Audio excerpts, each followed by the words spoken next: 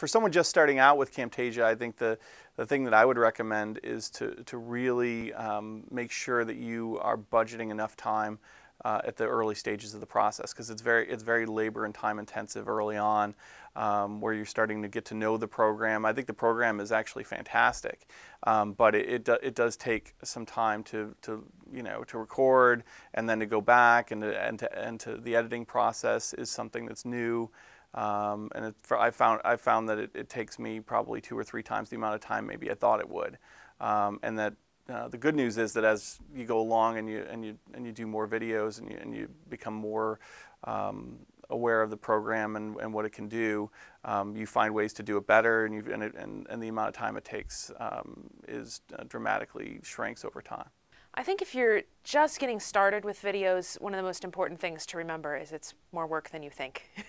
And so start small. The first productions are really not likely to be successes. I think one of the best places to start is if you have to be out of class for a day, if you have to miss class for a day. Maybe it's a snow day, maybe it's that you have an appointment and otherwise would have canceled class. That might be a good opportunity or an excuse in a way to try it out if you want to do a whole class. Otherwise, starting small with just a few lectures, 5 or 10 minute things that complement your existing lectures.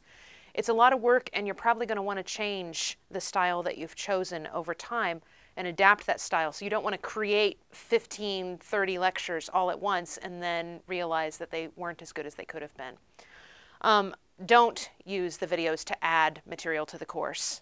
The students will sense it. They will know it. You can't lecture twice. It doesn't like double up the amount of time that you can have to convey information.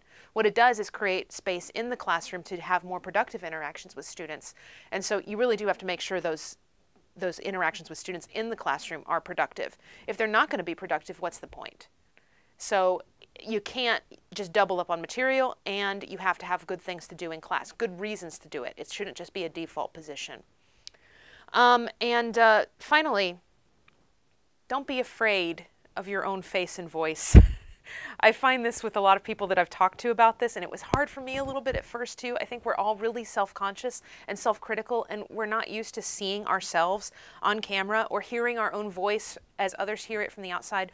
But you have to remember that in the classroom, people see you all the time, and people hear your voice all the time, and it sounds just like that, and you look just like that.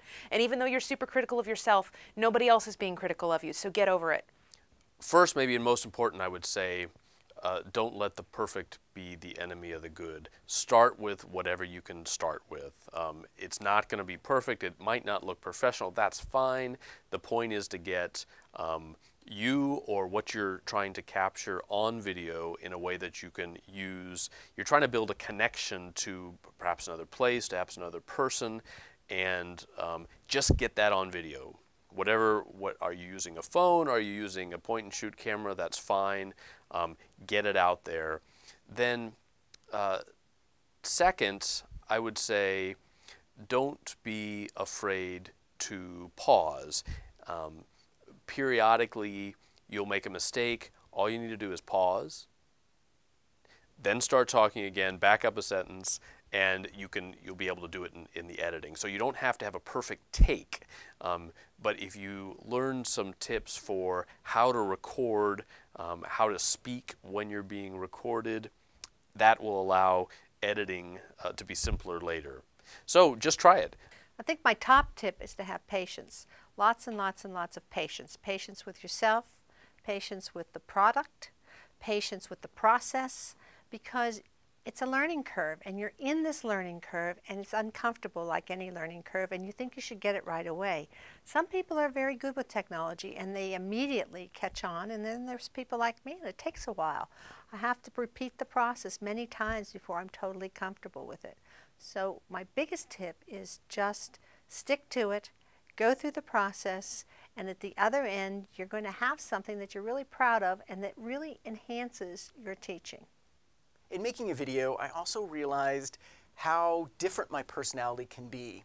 In an effort to be super concise and super efficient, I feel like I really turned into a kind of a different person than I am in front of the classroom. And so it's taken me several videos to keep working on this idea of be who you are, and knowing that I can edit things later and tighten things up later. but there's no good of turning yourself into a different kind of person.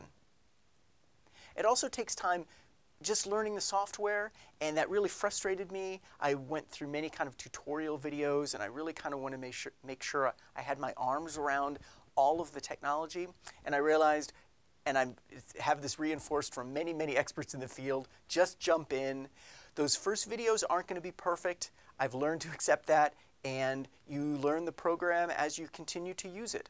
And I feel 100% more comfortable than when I started, and there's no way I could have gotten through that except by continuing to experiment with it and feel comfortable knowing that there's a big messy period where you don't know everything. I found it's really important to have my face in the videos. I like to look at the camera because then I'm looking at the student, and I've actually surveyed the students about this. That's another kind of a tip, is get student feedback really early and often. I have multiple opportunities during the course for them to tell me how I can improve the videos and how they can improve.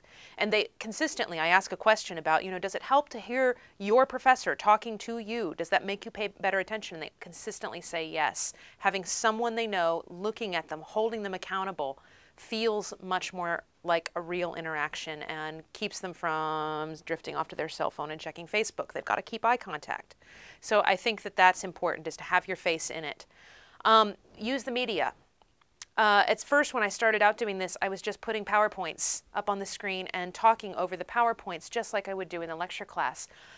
Over time, I've started to learn to incorporate a lot more pictures and YouTube videos and so forth. I've realized I can punctuate what I'm saying with a little bit of a slideshow or pause for a moment to look at a movie in ways that just wouldn't be possible in the classroom. That's a benefit of the media, and I don't think that you should ignore it. So I throw in lots of extra images. It also, I think, holds the attention better of the student better, and I don't have to waste time looking for it because I can add it in post-production. And finally, especially for me in the sciences where there's a lot of information that has to be memorized, cueing students as to what they need to write down is, I think, very important. And that's true in the classroom too. I'm just mimicking what I do in the classroom here by putting words up on the screen. I use words up. I do not do a transcript of myself, but I use words up on the screen to highlight, okay, this is something you really want to write down. And then you could make extra notes about it. I don't say that explicitly necessarily, but I put that up there on the screen just as I would write on the board. Now we're talking about blah, blah, blah, and I put that topic on the board, and then maybe some major subtopics underneath it. And I think that that helps keep students writing, because otherwise, if you're not writing, if you don't have something to do, it's really easy to sort of drift off and stop paying attention. So my top tip is make the videos short. Students won't watch a long video, so 10-minute, 15-minute chunks, and even those, break them down into smaller chunks as you record them. Do 2-minute bits so that if you hate what happened in like the 6th minute, you can take that chunk out and replace it without redoing the whole thing. That also, as you reuse it the next year, if you want to make changes, it's easier if you only have to change part of it. The other main suggestion I have, I do a lot with helping students read texts, and so I'm moving back and forth between different pages a lot. If you're doing any of that, don't talk as you're changing the page. Pause, wait, have a break there. You can edit those pauses out pretty easily. If you're talking through it, you're stuck with it. Make the videos relatively short. That would be one thing. They also can't have too much wording on the slides, because if you just read them, it sounds like you're just reading them. The other thing I would suggest is that you review your PowerPoints a couple of times before you do them from scratch, unless you're really good at it. You really want to be familiar with the next slide. I think that it's important to go into an online course, and when you're using these or I guess you can incorporate these into a regular course as well. I think it's important to go into the process thinking about video is not the same as lecture, and you're going to want to use video in a different way. I think what I think is most effective is to use it as a way to kind of tie together multiple concepts across different readings, or multiple concepts that you're drawing from different parts of the course, and trying to focus students on the big picture of things. I think you don't want to go too long.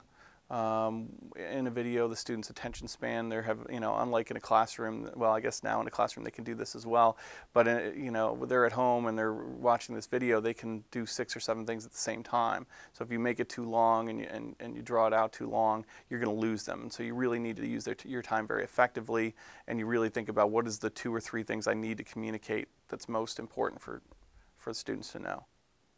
To come up with videos that are really going to be effective for students. One of the things I've found helpful is making sure that they are clearly relevant to what you are doing in class then, and some of that means going back and revising semester to semester so that they fit with what you're doing, making sure that it helps, they have a motive in terms of the class to watch the video. Some of the most important things I learned about making videos using Camtasia really had to do with just the logistics of the computer. The first time I tried this, I downloaded on a university laptop the Camtasia program, and after recording many pieces of video, found the entire platform collapsed, nothing was saved. And I hadn't quite realized the importance of having a good, stable computer. So think about that with whatever computer or laptop you're using. It was also only in the middle of videoing that I realized the importance of kind of setting up the equipment around me. I now on my computer have a few pieces of paper that fold down that emphasize, for example, where the camera is. That's very useful for me, just a 3x5 card with a huge hole in it that says, look here, this is the camera, because I realized in some of my earlier videos I was looking all over the place. I also have a piece of paper that makes very clear where on the screen the screenshot is going to be taken, and that's useful for me setting up a PowerPoint. I learned quickly to turn sounds off of the computer, turn off cell phones and things. Not that these can't be edited out, but they often got in the way of videotaping in a way that I hadn't expected. One thing I didn't realize as I was making videos is how often there will be sound intrusions. And that's inevitable, and these can be edited out, but it was really useful for me to take 10 seconds before starting a video to just assess the situation around me. Cell phone turned off, sound on the computer turned off, no emails were going to ding, air blowers and vents were taken off. Sometimes it wasn't until after a video was made that I realized, oh, there's a hum throughout this.